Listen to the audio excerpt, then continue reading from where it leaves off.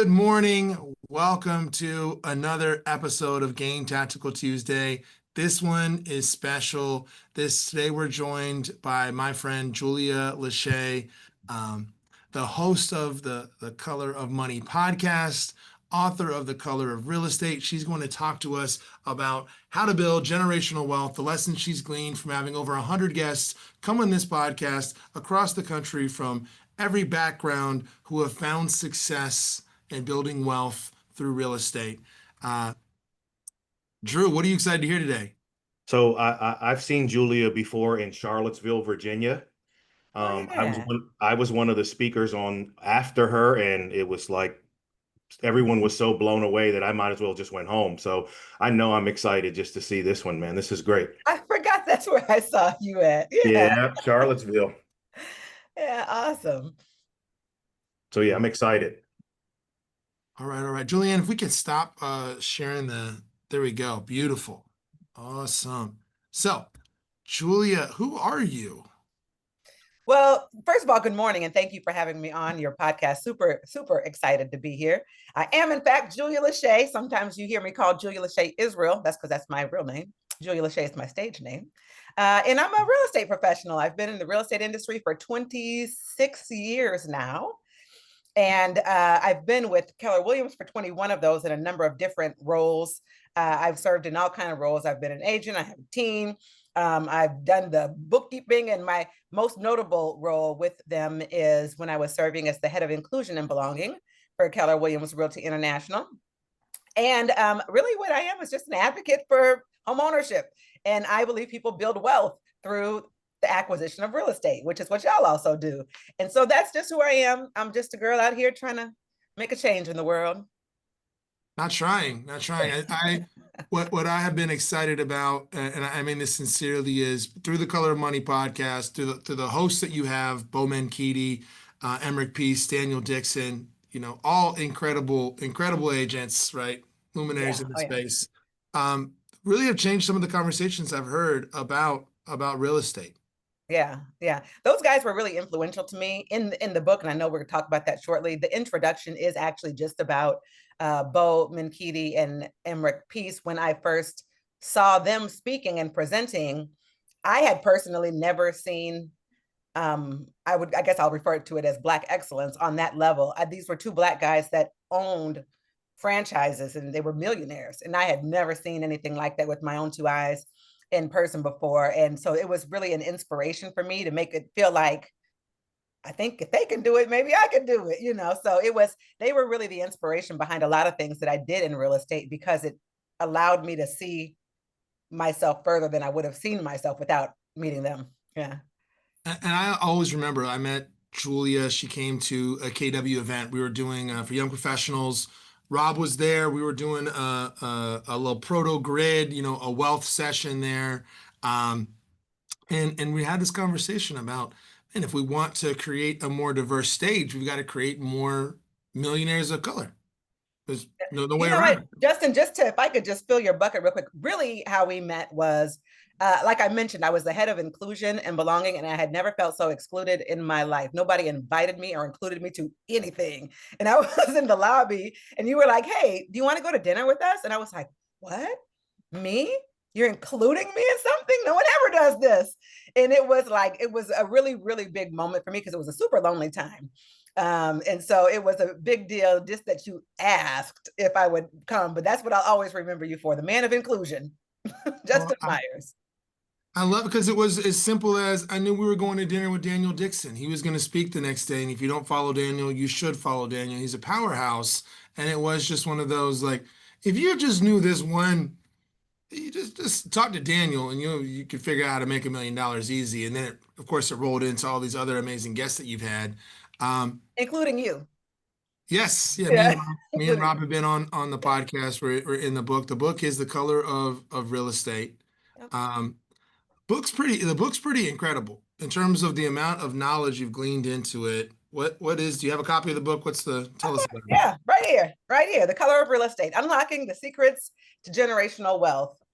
And really what it is, like I was talking to you yesterday, Justin, and I was telling you, My grandfather was an original Tuskegee Airman. He was one of the first Black people assigned to the intelligence section in the military in World War II. And after that, he received a VA loan to buy a house. And so my mother and her siblings, they all grew up in a home. They didn't have any money, but he paid for the house with his VA benefits. And then when my mother got married, my mom and my dad bought a home, and I was raised in a house. And my children always lived in a house. And for a lot of people, that's a common story of just, we always live in a house. But there were only 2% of Black veterans at that time ever actually received the loan. For, of course, the long history of reasons in America of barriers and discrimination in real estate. 2%. We just so happen to be in the lineage of someone who was in that 2%. But there's 98% of other Black families that didn't have those opportunities. And the generational impact is the exact opposite of my experience in growing up in home ownership and owning real estate. And by the way, we were not by any means wealthy. We were far from wealthy, but we did have a house. And everybody in my lineage always had a house. Where I live in Minnesota, they're offering money still for first generation home buyers because there's lots of them. My team, I can't even tell you how many of the families we've served have been first generation home buyers. And so that's more common than the story of my grandfather happening to be in the 2% of people who received the loan and had that experience, Do you have, and I don't want to put you on the spot if you don't, I'd be very curious if people on the call know anything about the wealth gap as it relates to housing. Of course I know. Wait to see if your guests know. Yeah. Yeah. Does anybody guess what the difference is? There's a median difference and there's an average difference. Average is going to get pulled up by, multimillionaires. But Drew, you got an idea? No. Oh, I like No this. idea. Anybody in the chat gonna be brave? Chat, tell us where you are, by the way, and throw some cameras on so we can switch this multi-camera view so we can see y'all. Julia, do you wanna tell them what the difference is? Yeah. So in general, people in the United States typically build wealth through the acquisition of real property, right? And so there's a home ownership gap. In the United States, typically the home ownership rate is like around 65, 70%, depending on who you are. As I say average, right? Because for white households, it tends to be 72, 73% home ownership. For Black households, it tends to be 42, 44%. That disparity between the 40 something and that 70 something is what we call the home ownership gap. Obviously, there's other races in there as well, but typically when people talk about the home ownership gap, they're referring to the disparity between whites and Blacks because it's the largest disparity that exists. And it has the longest history of why it exists. It wasn't accidental. It wasn't like, oh, that's weird. It was very strategic. And the fact that Black people were not allowed to access real estate. And so if there's a home ownership gap, obviously there's a wealth gap if that's how people are building wealth. And that wealth gap goes between, there's an average wealth, if you can't will, about for Black households in all the way in the 20s and 30s sometimes, versus 144,000 for white households. I mean, it's 8 times the amount of difference of wealth that a white household has versus a Black household. And if we're talking about me, like the average Black woman, I'll use myself as an example, single Black woman, I'll let you all guess the average net worth of a single Black woman. Just take a wild guess. I want to guess accurately. It's going to sound. I'm going to say 27,000. That's really, really generous. Yeah, no, more like $5,000. And in some cases, depending on some studies, it's $500 average net worth. I think about this though, because I went through a divorce and I was like, that wasn't so bad. We have no assets. I was 30, we had zero assets, literally zero assets so it makes sense. There was zero net worth to divide up. Yeah, but most of the time it's because of student loans. In a lot of those scenarios, particularly for Black women, they're very, very educated. That's true. Very smart, very broke, very smart though. And the reason, again, the whole difference is the fact of owning real estate, right? There's 2 ways that you can, three ways that you can become wealthy in this country. One is inheritance, And we all know most of us Black folks don't got that, you know. Or two, you can own a business. Or three, you buy real estate. Mm-hmm. That's it. That's how it works here. Yeah. Well, Yeah. and I like to share that because just everyone on this call is an agent, right? Okay. Yeah. And so just at the very basic level, just as an agent, you are a wealth determiner in your community. Never forget, like creating home ownership is one of the most substantial things you can do to improve, right? So does The world. everyone on here own real estate? Because let me tell you a statistic that I learned yesterday. Let me find my little note from yesterday's class. I think it was less than 8% of real estate professionals own any investment property.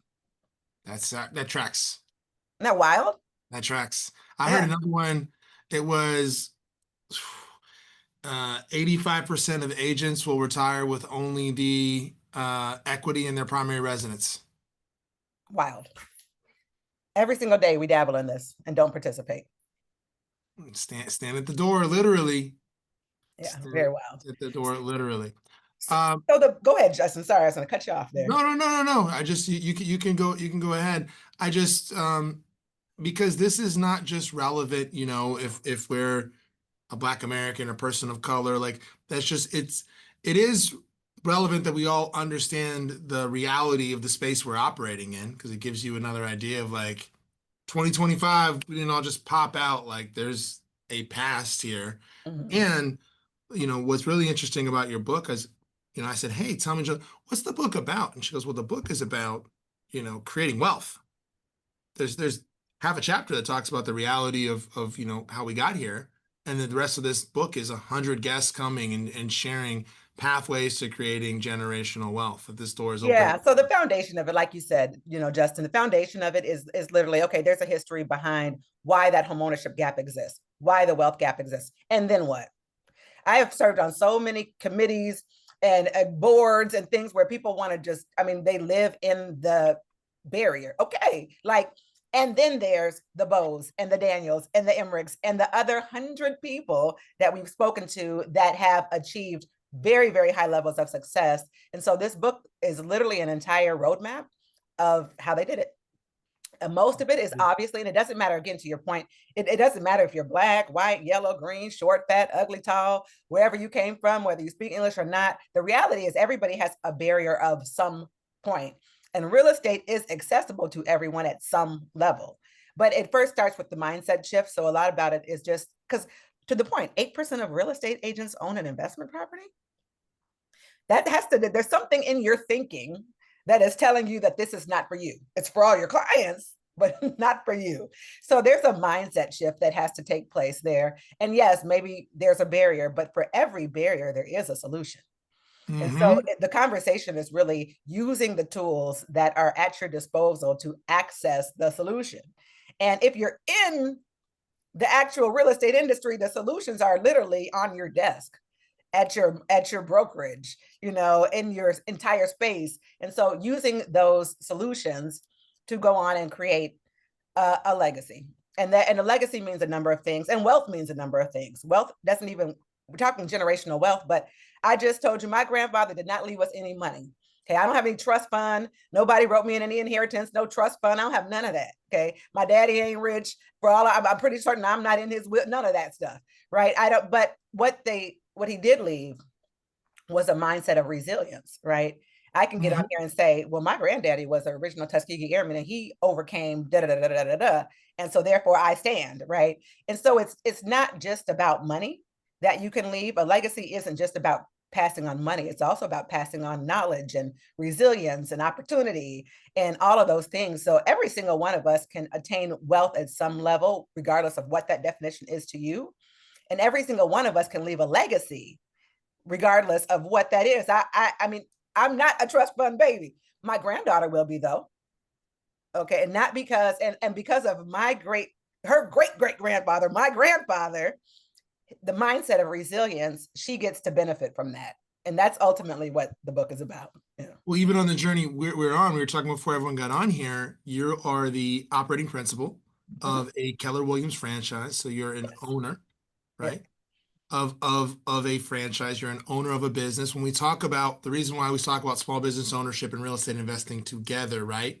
is because the real play, you know, as soon as you buy an investment, you're really a business owner. It's got a profit and loss. Mhm. Right? And that is another, what's the definition of wealth we use, guys, right? It's when my passive income, that income flip is when my passive income, right, is able to fund my life. So for us, it's running a real estate sales team. Finally got to the place where like the profit from that real estate sales team, cash Yeah. flow neutral, great. For you, it could be, hey, I'm not in active sales, right, Julia? Because Julia had a team, Correct. but I am operating this business. I'm going to pour into this business. That is going to become the cash machine, right? So then I can buy assets. That's my wealth machine. I You love know, that. yesterday when I spoke to you, Justin, you're great at not letting people off the phone without asking about their investments. And you say, so, you know, what are you investments in? You buying any property? And I meant to tell you, no, I'm not buying any property, but I am buying some other businesses. I am buying some other Ooh. franchises. So What I'm not really buying houses right now. I told you I was selling that duplex because I need the money for something else. I'm buying some businesses, you know, and instead, but albeit in the world of real estate because my anybody heart want a duplex? Want a duplex in Helene? Killeen, Texas. It's a military town. Yeah. Okay. All right. I, We'll throw it on. Go ahead, Drew. I have a question. So my wife is black and my children are biracial. We have a blended family.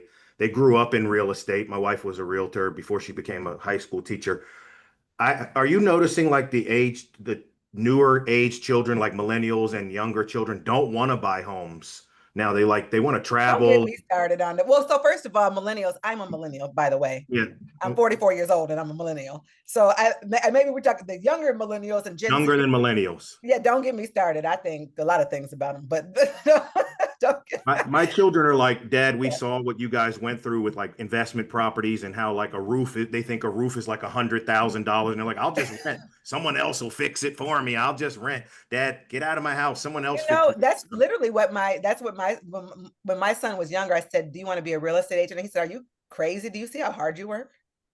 And he Same. was so uninterested in doing any of that. Now, mind you, they do love the benefits of our hard work and our real estate investments. But I think it is an interesting generation because I say don't get me started because I'm also having trouble with some of those younger millennials wanting to work at all. Like they don't really want to work. They don't want to buy anything. They don't want to. I don't know what they do. But I do think that there is, I mean, every generation has its thing, right? And I think it's just simply, and there's a lot of easier ways, I guess I would say, than how maybe we've done it. Like I think about my grandfather, he worked at AT&T for like 20, 30 years, right? And to him, he's like, no, you get a job and you stay at it.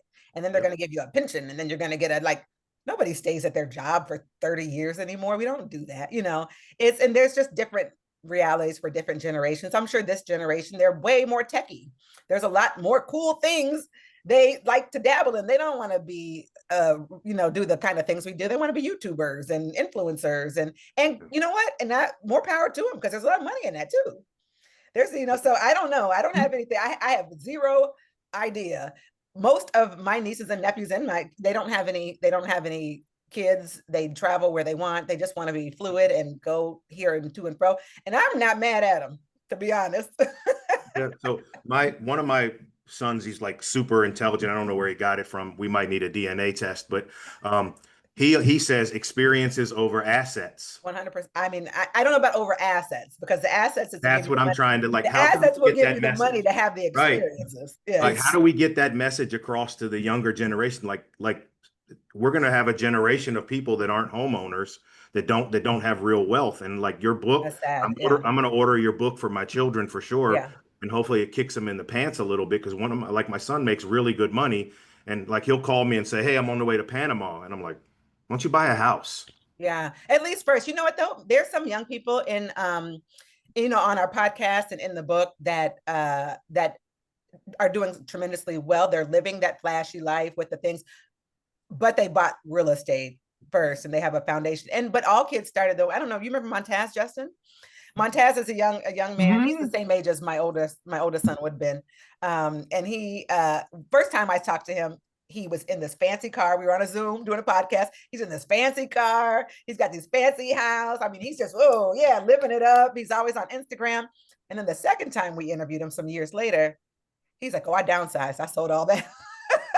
I sold all of that so that he could stack his money, and he still does the experiences, but he learned like how to financially do that in a responsible way where he's building a ton of wealth. He's got a ton of investment properties. He's doing He's a good really big dude. things, but he still lives the fun life. But there's a you gotta build the foundation to do that kind of thing. But He lots of travels those a lot stories too, though. in there. Yeah. Yeah, he does a lot of TikToks with his shirt off. He travels a lot. I always laugh at him like, man, you're just living it up. Yep. Yep. Drew, I'm thinking about if we haven't read the book, The Psychology of Money. I put it off for so long. It is highly entertaining. It's almost like reading a Michael Lewis book, but it's more of like a psychology book than a finance book. And it's basically, it says that our perspective on money is totally shaped by what we live through. Every generation, you know, who had a client that wouldn't buy a house during COVID because the market was going to crash? They wouldn't buy. Am I the only one that had people that wouldn't buy when rates were 3% Isn't that because they crazy? knew what goes up must come down, and now they're sitting on the sidelines? Um, I think that's an interesting one. So actually, what I'd love to talk about, Julia, is Julianne's on here as well. Is there's a lot of tactics we could go into. The book is Yeah. incredible for these stories. The single biggest thing, and I've heard this a lot, Drew, recently, is mindset. Again Mm-hmm. and again, Karina Loken came to talk to us yesterday, and she's like, really, honestly, if you're doing a new initiative on your team, mindset is 90% of it. Do you think it's going Mm-hmm. to work or not? What are if we're going to go out and we're going to communicate, we are the wealth determiners for everyone in our world, and we're going to communicate with them. What are the biggest things you've learned about mindset from leading this platform, interviewing these 100 guests that maybe we could carry Yeah. for some of the noise? The first thing is just, I think when people have a barrier or a circumstance or a reason, they tend to sit in it for longer than maybe they should. Emmerich always says people need to hurry up and get therapy, really, because you're sitting in something. You're saying, oh, well, because my mom was because my, great, got it, totally understand. And then what's next? How do we get the help from that so that we can move on, to what you can be? The mindset is the number one barrier for people just thinking the thing is not for them. I have someone on my team makes $300,000-$400,000 a year, depending on the year. And to this day, it's just like, yep, I just have no idea how I'll ever get to passive income. Nope, I'll have no, just won't buy an investment property, just won't, just stuck I in the mindset of um it's just not for me. I'm living paycheck to paycheck. I hope I get my next sale. And I'm like, hey, why don't you get an assistant? Oh, I can't afford an assistant. It's something that just keeps you there. And if you are one of those people and you're like, I know that I'm kind of stuck, I've been that way for a while. Yeah, I'm not, no joke, get some therapy. There is something that needs to be worked through to change your mindset for you to see yourself successful, see yourself win. Literally, mm, Rachel, I'm a huge advocate for um, boards, vision boards, because you do have to see it to be it. That's why I start the book with Emmerich and Bo. I had to see that to now be able to be in the same space, on the same podcast, on the same, I had to see it first. So and I and use these vision boards where I put everything I've ever put on my vision board has actually come to pass. Literally everything. And that's not by accident. That is because I see it, I believe it, I get it. What's that song? I see it, I want it, I get it. I don't know what it was, but but you do there is something to be said about seeing it. So that's why I say, Drew, about your son, show him Montaz.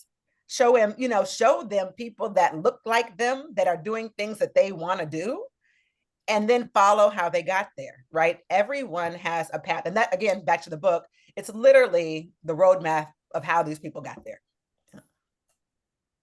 I'm thinking of have you ever put him through oh my gosh, why am I going to draw a blank on it? Quantum Leap, Drew?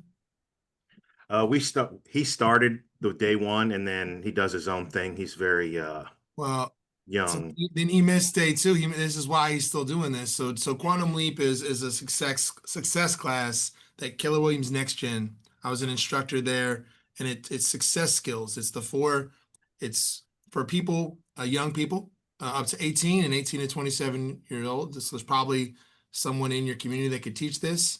And it is, what's your mission in life? What are the habits you're going to have to form to achieve that mission? What are the relationships that you're going to need? And how are you going to fund that mission? Drew, well, you could do it with him. Now, how are you going to fund that mission? When you just pull out the calculator and you show him No, that Drew can't. I'm going to cut you off here. Drew can't do it with him. that's Somebody else that's has true. to do Yeah. it with him. I want. He's not about to listen to his dad. Thank you. Not anymore. But anybody got to guess how long it would take you to save enough to retire on the median income in the US?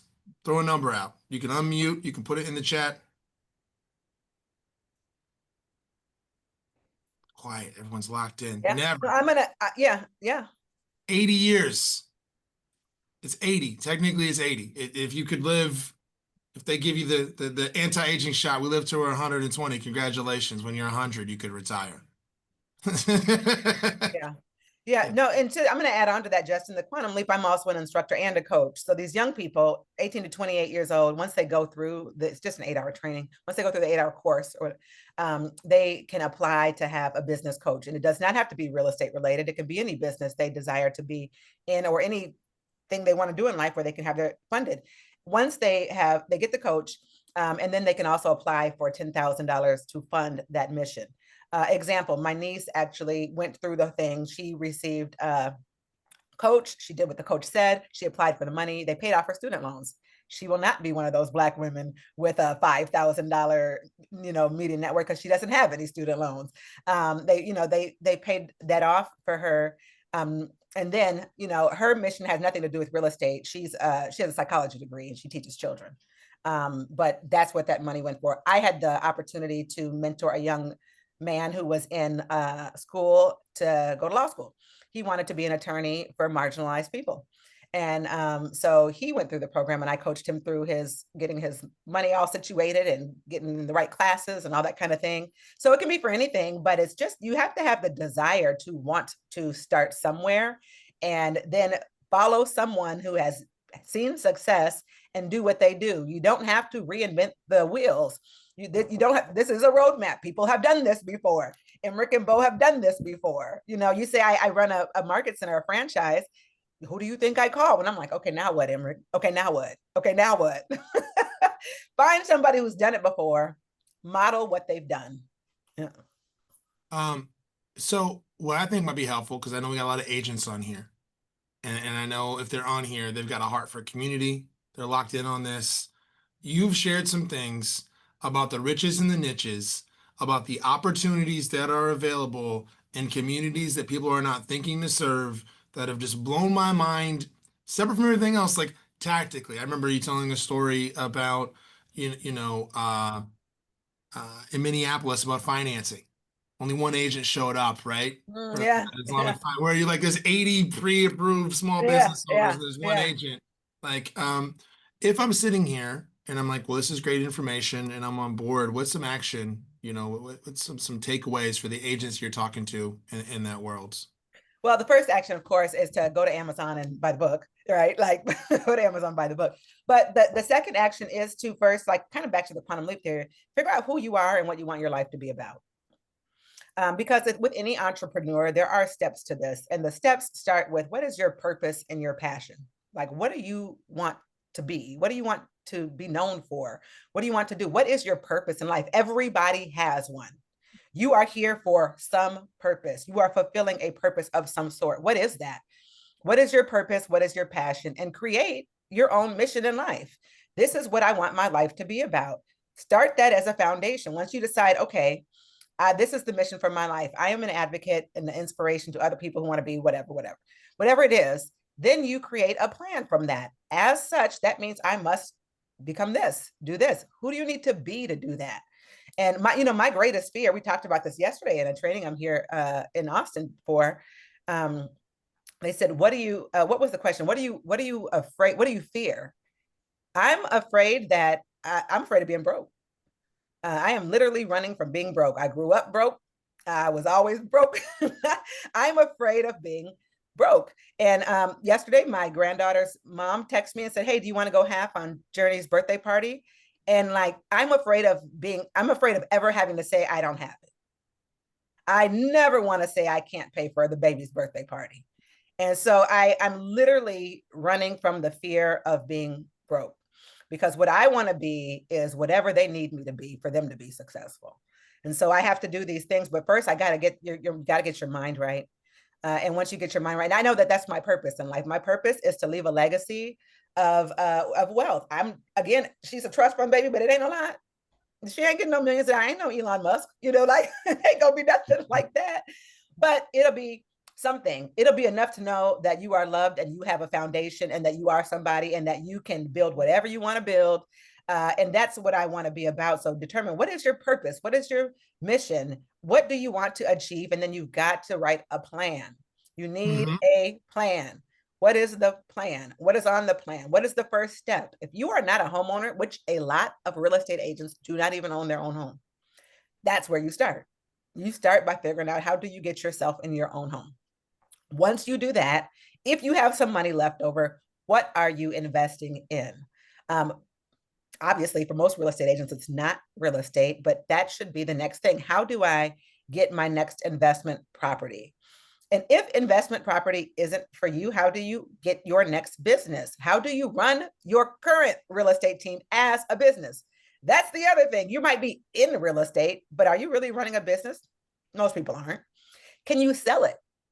If you want to say, I'm done doing this real estate thing in 10 years, who would buy it? Are you building a business somebody would actually buy? And if not, start making your real estate team a business. Simple steps. Get your mind right, right? Buy a house, get an investment property, or buy a business. That's it, in that order. Yeah. I love that. We talk about, we teach investing 101 here locally, and we talk about, have you earned the right to invest? And Bob Kalinske, if you don't know Bob Kalinske, he runs a great, running your business like a business class. And he opened my mind of, hey, Drew, how many months of personal reserves do you have? How many months of business reserves do you have? Are you adequately insured? That's the one that always blows my mind. Are you adequately insured with disability, life, accident, or are you getting rich so you can just lose it the next time you get in a car accident? Right? Like, how are you going to hold on to these assets over time? And that, if you don't know that, DM us, right? We can send you this checklist. KW Wealth had a great one. I was talking to Gabby the other day about this, but that is kind of helpful in terms of setting that plan. But again, everything you're saying, you have to start thinking that way first, right? Like, you have to start thinking about, wanting to have the conversation of wealth. So groups like this, this group that meets, and this podcast, and this, just being around other people that are talking like this. Who are you around? Are they talking like this? Are they not talking like this? The fact that you're here, obviously I'm preaching to the choir, but making sure you're around the right people. Who was before Bo and before Emmerich and before, who was somebody that was an unlock? Because by the time I met you, you were already the head of inclusion and belonging. You had already climbed. Who was a mentor from you before that kind of like showed you that was possible? That just started from, because I bought my first house when I was 19. I was a single mother. I had a baby. I was 19 years old. I bought a house because that's all I knew, right? Like, I wasn't like 18, like, well, now let me go and find another apartment. That's not my history. I bought a house. I knew that much. That's why I say my grandpa didn't leave us no money, but we never had a lot of money. We had a lot of sense. I knew that, So I bought a house, and I realized in my community and at my church, nobody else had one. So I started teaching classes, in my neighborhood about how to buy a house. I started, participating in that. And then from that, I started writing the classes about how to buy a house, how real estate agents should help people like me buy houses. And it kind of just evolved from there, much like you all who are on here, just being somebody in your community that participated. Then I started a nonprofit so that we could teach the community how to buy houses. And then I was doing these classes and doing these things, and they found me. They said, hey, I moved to Texas to expand our real estate team. And they said, we have a social equity task force. We heard you write classes like this and you talk about this kind of thing. Can you do something for family reunion? And I met Gary Keller. And honestly, that interaction was not what I thought it was going to be. We did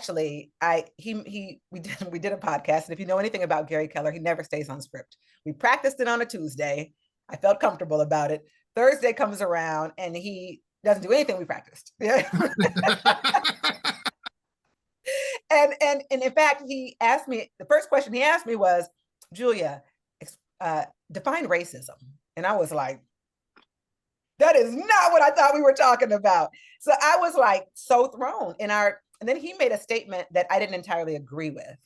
And he used a tie down. If you all in sales know what a tie down is, it's like, wouldn't you agree? But I was like, no, I wouldn't agree. And then he rephrased, and tied me down again. And I'm like, no, still not tracking, And we kind of got in a little spat to the extent that I hung up and I cried and I called my OP and I said, oh my God, I just got in a fight with Gary Keller. And I was so embarrassed about what this was going to look like. And I told him, I said, can they edit kind of our thing? Because that's not what I wanted to convey. And he said, what did you want to convey? And I said, I have had a great experience at this company and in real estate in general. And I know that that's not everybody's testimony. I just want to talk to other leaders about how to make real estate inclusive for everyone. That's all I want to do. And a couple months later, I got a phone call from Gary Keller, which was like getting a call from God, like on my Google number. My Google number rings and he's like, this is Gary. I'm like, Gary who? Right? Like, and they asked me to lead this effort to make real estate more equitable for not just our associates, but for all the people that we touch and serve. And that's how I stumbled into that role, was from a fight I got into with Gary Keller on a podcast about racism in real estate, which was not what I thought it was going to be at all. But it was just because I started in my community teaching homebuyer classes, because when I bought one, I realized nobody else had. All my neighbors were renters, and most of the people at my church were renting. And I just started teaching other people how to do what I did. I didn't think much of it. How many years, when you're having that conversation with Gary Keller, you bought the house at 19, how many years later was that when you're talking to Gary? A lot years later. Okay. I can tie you down. Not gonna tie you, but just time, right? Like time on task over time. Much time. And it was just me. Again, I'm just head down in my community, teaching classes, selling homes to first-time home buyers. For 13 years straight, I served first-time home buyers. Generally, they were women like me who sought me out because they were like, hey, she did it. Kind of similar to how I saw Bo and Emmett, like, you did it. How'd you do it? And I typically just helped first-time home buyers, normally just single women, get into homes. And some of them were really difficult clients other people didn't want to deal with. And I realized after years of helping the same demographic of client that it was just generally fear. They would come sometimes combative with a little attitude, but all of it was literally fear-based, which I understood because I came from the same place. And so, yeah, that's what I did. I just served those people and taught and wrote classes, and that led to my role as head of inclusion and belonging. Oh, how about you, Drew? I got some. We had an amazing young agent come on, rookie Delara. I just got some goose because it's just so, when you laid it out, I got the goose because it's so simple. Mm-hmm. I bought a home and I looked around and I saw a need. Mm-hmm. Someone should do something, and I'm somebody. Yep. And everything just grew out of, you didn't say, hey, I'm going to go become, right? I'm going to go become head of I think that's the thing. the biggest Everybody real estate wants company to be, in the, everybody wants to be way up here. Yeah. No, the girl next to me, I was working a part-time job. The girl next to me is like, I want to buy a house. I'm like, oh, I totally know how to do that. I just got, I totally know how to do that. I'll do it. Yeah. And yeah, it just, one thing, just helping your community really. And it helped me out quite a bit. What did your business, what kind of business did you build over 13 years? What does that business look like? The real estate business? Mm-hmm. It evolved into the team. So I don't do any real estate sales. I have a team that I partner with, the Signature Group. One of the managing partners on the Signature Group is run by Trey Adams, who was actually in a coaching program that I had, and he was one of the new agents that came to be coached, and he started a team in it. And he is a powerhouse in Minneapolis that has single-handedly helped close the homeownership gap in Minnesota, which has had previously the largest homeownership gap in the country. But single-handedly, he has helped almost 400 families in Minneapolis buy a home. And so that's kind of the legacy that lives on. Is like I passed the torch, I don't Yeah. do sales anymore, but that's absolutely what our team was always about. It was about helping people at least just get in to home ownership, and helping them see it's not about girl, it's not about the quartz countertops or the kitchen or the, none of that. That's what I used to have. It's like, girl, I'm not gonna look at that, yeah, look at it. And that's not why we're here. Okay. Yeah, that's not why we're here. We're here because this is our in, right? And then from here, we'll go here. And then from here, we'll go here. And that's even Yeah. with the language we use. We never say, this house, we'll say, well, with this house, but the next one, we always talk to our clients with the assumption that there'll be a next one. Like, yeah, that's just this house. This house, we'll start with this house. And then the next one, we can get that. We always have the language of, and then. Mm-hmm. This first house is never the end. This is where we're just gonna get our foot in. And then what we'll do is, The way to buy your home of the dream, to buy your dream house is to buy a house. absolutely. Yes. Yeah, no, I love that. My house now, I love my house now. I would call my house my dream house. My first house that I bought when I was 19, the reason nobody in my neighborhood owned a house is because I was literally surrounded by crack houses. The one across the street, oh my, you get raided like every other day. You could sit on my porch and it was like watching an episode of Cops. Okay, like what in the entire hell, right? But it was an end. That's all the money I had. I had to start somewhere. That's where I started. Even when I drive by that house today, it was a nice house, but it was not a nice neighborhood. And even when I drive by that house now, I laugh like I can't believe I had my kids live here. But we had to start somewhere, right? We had to start somewhere. I love that. Who's Drew? You got some questions? Yeah, I saw you jotting notes.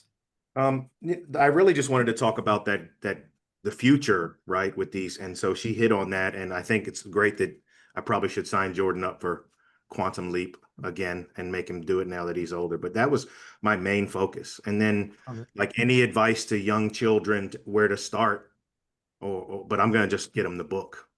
I think that's probably it. But yeah, I love the quantum leap thing. I think it's good. My son, the first time I taught it, my youngest son was 14, and I did not think he was going to listen at all. And he only came because my oldest son passed 6 years ago. He was 20 years old. And so I had done it in honor of him. I did a quantum leap session in honor of my son that passed with all his friends. And, for his birthday, I said, I just want y'all to come sit and hear me talk at this class. So they came because it was in honor of my son. They weren't going to say no, to his mom. Right. So like his members from his basketball team and his track team. And my son came, he was only 14. And I definitely didn't think he was going to listen at all. And it was my first time teaching it. And when it was over, I said, I don't think I'll teach that again. That didn't go how I wanted it to go. And my son said, really? I liked it. I got a lot from that. And I was like, what? And just the simple thing that he applied, simple things. You don't realize some of the things that they do pick up when you put them in those environments and they learn along the way. But yeah, for sure, that's a great place to start. But again, just you being the example, I think, is doing more than you think for the young people. Them seeing that, again, my granddad didn't think, you know what I'm doing? I'm building a legacy for my great grandchildren. They're going to see me and they're going to think that's not what he was doing, but that's what happened. So it does just start with, they are watching us, they do see the things that we're doing, but for sure, do share the book. There's also a workbook, Justin, you mentioned like the activities. There's also a workbook that you can literally work through some of these. Is it out? I saw somebody. Yeah, you can go to the super secret advanced copy. The super secret, yeah. It's not, that one's not on Amazon, but it is on thecolorofrealestate.com. If you go to thecolorofrealestate.com, you can buy the workbook. And also, we did a book launch with some really fantastic, phenomenal people. It is 2 hours of wonderful information that you can watch, and fun. You can watch that book launch, and it's got Mark King and Marky Lemons and, Daniel Dixon and all the people talking about these strategies. That's on that website as well, thecolorofrealestate.com. Who's got a question? Because I wanted to, we kind of had a wide ranging, but this book is incredibly tactical. Like there is the people in here are, She said million. No, they are multi. Yeah. Mo and Emmerich are ballers. Yeah. This Yeah. is not, there's some people on here. Daniel is the number one real estate team in Colorado. There are some people out here that are crushing it at a very high level. Anybody have any questions on some tactics, some legacies, some comments? I see Matt just unmuted. Yep.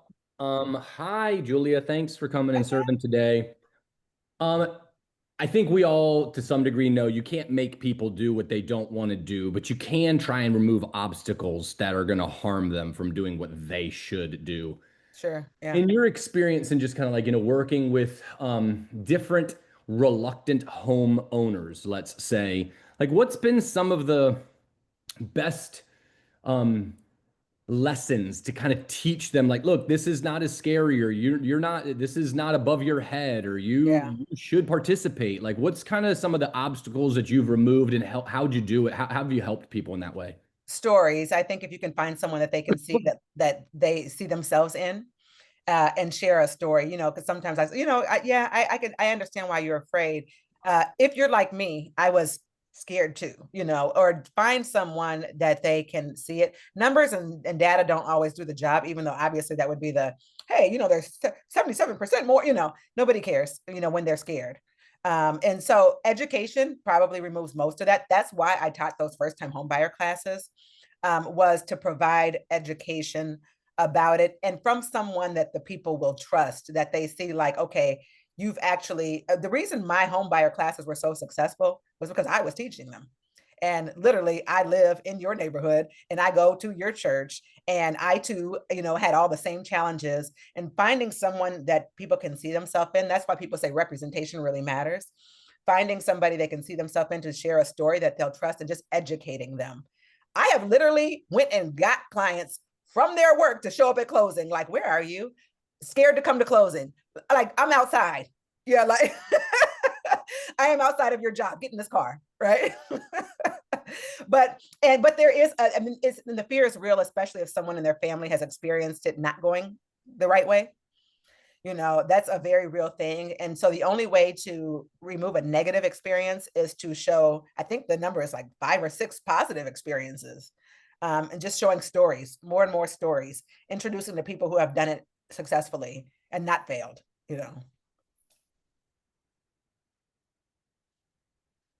Storytelling is big. And Justin, I use that a lot as the head of inclusion and belonging. Storytelling goes a long way, a lot more than talking at people. It's like, hey, I know this guy named Justin, and Justin did, telling stories helps a lot. Yeah. Cherie. Hi, Julia. Good morning. Hi, good morning. Thanks for the conversation today. So Justin said that your book is practical. And I was wondering, like, I put a comment in earlier saying that, so my parents, grandparents, et cetera, great grandparents, we came from landowners in Louisiana. So we've always had homes as well. But when we're speaking with someone who's first generation, a lot of times we take things for granted. Because when I bought my house, my mother and father were like, okay, you got to do this, you got to do that, blah, blah, blah. Is there a list in your book or anywhere, a checklist that you have that's like when you're talking to a first generation homeowner, like one thing I think of is setting aside some money from your paycheck for repairs, you know, getting certain repairs done on a periodic basis, like little things that over time I learned because my mother was helping me, that first generation people, if they don't Yeah, have anybody assisting them, they would never know these things or know to even think sure. of these Yeah. things. Yeah. And so in the book, there is a checklist about getting to a home and all the prerequisites. Once you have the home, and the workbook too, in the workbook and the book, here is the literal process. Now, to your point, and that's kind of why I share, like, my parents got divorced young, and my mom didn't. My mom still has never owned a home on her own. My dad did. My mom has never owned a home on her own. And she's 74 years old, and so I didn't, when I bought my first house, I didn't know any of those things either. The man came to fix the furnace and he said, when's the last time you changed the filter? And I'm like, the who? You know, I don't even know what that is, right? Yes. But I remember I called, and I was sitting on the floor, called my brother crying because I was like, they want me to pay the water. Like, he like, yeah. I'm like, what? Yeah. So it was, those kind of things. But I think that's an opportunity for you, Cherie, to teach that class. That's exactly where you come in and say, here's all the things nobody's about to tell you. You know, you got to change the furnace. They're going to want you to pay your own water. They're going to, they're going to want, these are, and that's an opportunity for us to say, here's all the things that I learned along the way that you should learn. In fact, I'm sitting here thinking, you should be doing YouTube videos, 3-minute YouTube videos. You sell houses, right, Cherie? No, I'm a lender, but You're it's a still the lender. same thing. Yeah. Same thing. YouTube videos. Hey, 5 things you probably didn't know. Hey, get prepared. Here's how much money you should make, like 5-minute YouTube videos with all this information and share it.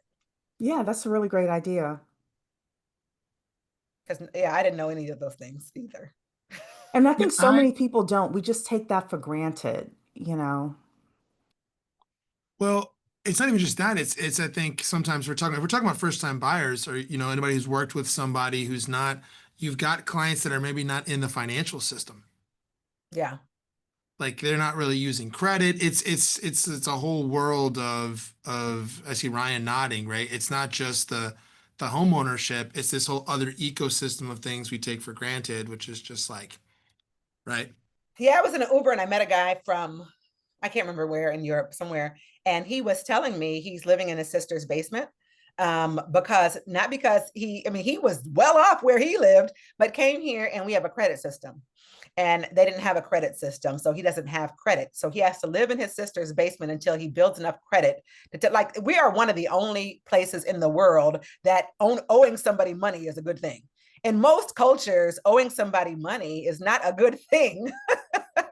You pay people what you owe them in most countries. And so he is literally having to rebuild his life because he has no credit. He has no, and that's a lot of people's story, but even again, as for you as a lender, Cherie, that's where you start. Hey, do you not have credit? Here's where you should start. And then, we started this conversation. Well, Cherie, do you have anything to say? I don't want to cut you off. No, that was it. That was just my comment and question. Thank you, Julia. Thanks for being here. Thank you. Cherie's amazing. Cherie, the money lady. So, we started off kind of talking about the past. I personally am very optimistic because I get to see, to your point, these stories again and again and again of young people, right, showing up, of people of every background having success, taking advantage of this strange world we live in where, you do have access to, right, everything in the palm of your hand. But tell us, what do you see? Is there an age limit for the quantum leap? I love 28. They raised it to 28. Yeah. Yep. Is it 28? They do teach it to agents. You can catch one for agents. That's open to all ages. Yeah. And all the KW classes are open to every agent. So you can always just go, Yep. this is brokerage agnostic, but you can always go mob in and go jump into one of those classes. What do you see for the future? What do you see happening? Let's because it's, I think, obviously, right, our feed is filled with doom and gloom, and I personally believe the world keeps getting better and better. If you look at the stats, it just seems to less people are Well, looking. the world is an algorithm, right? Like, it's just like if you're on YouTube. Like, I started watching these crime YouTube things. All of a sudden, that's all that's on my feed. It's all that's on my feed. Guess what so and so did to their kid? This person killed their, and I'm just like, oh my God. And I got sucked into it. And now my whole world is just death and doom and gloom and crime. And what I do? Let me watch a comedy show. And then all of a sudden, my algorithms start to change when I get myself interested. Life works like that. You're only seeing doom and gloom because you need to change your algorithm. Your algorithm is bringing you in life what you're looking for. If you're only surrounded by people who are highly and wildly successful, there's no reason why that doesn't look like that's an option for you. But it really is, what are you consuming, right? What on your phone are you looking at? What are the social media, your Facebook thing? That's an algorithm. They're showing you what they think you deserve to see. And so the only person who is capable of changing what you deserve to see is you. And so pick a different circle, pick a different crowd, watch a different show, read a different book. Now on YouTube, I got really scared from one of those crime shows in the middle of the night one night. So I turned on this YouTube thing that was like, fall asleep from the word of God. And they were like, peace be with you always. And I'm like, yes, okay. and now every time I go to YouTube, scriptures come up, and that's you. You chose that information. What are you choosing to consume, right? And so if you want to continue to consume educational information, you have no choice but for the world to be the algorithm to come to that. If you're choosing doom and gloom, or you want to look at politics all day, every morning, that's going to be the world is going to give you that, you know? And so what are you eating and what are you consuming in your mind? What are you listening to? What are you reading? That is 1000% up to you. The world is only doom and gloom because you chose to watch doom and gloom. If you look at all the other things that are going on that are great, that's exactly where the world will give you that. It's up to you, though. Well, I love that you said that, because when you were talking earlier, I was thinking about the book Psycho-Cybernetics. I don't know if anybody's read it, but it's like this foundational book about visualization. Jesse Coleman is one of the guys that turned me on to it. Jesse also has someone he coached that went through and got that scholarship. So Yeah. Sandra, pretty amazing scholarship. Like it's very achievable. The number of applicants, Yeah. like they're usually looking for applicants. But you know, we all understand it when you see the algorithm. You get it when it comes to YouTube, but the world is no different. When Yeah. I'm looking at examples of success, like Yeah. it works the exact same way, right? Would you agree, Drew? I am surrounded. Absolutely. Uh-oh. That's okay. We lost, but you know why we lost him? Probably because we're way over time. Aren't we way over time? Yes, we are. We are. Okay. And I will shut it down. Thank you, Julia, so much. This is like my third time hearing you speak, and you just crush it and just bring in energy that's amazing. I know everyone on here appreciates it. Thank you so much. Thank you for having me. Thank you, everyone, for being on here. It's great to be here. Thank you so much. Absolutely. And we put where they can get your book in the chat and thank you. workbook. Awesome. Thank you all so much. Thanks. Take care. Have fun at FSO.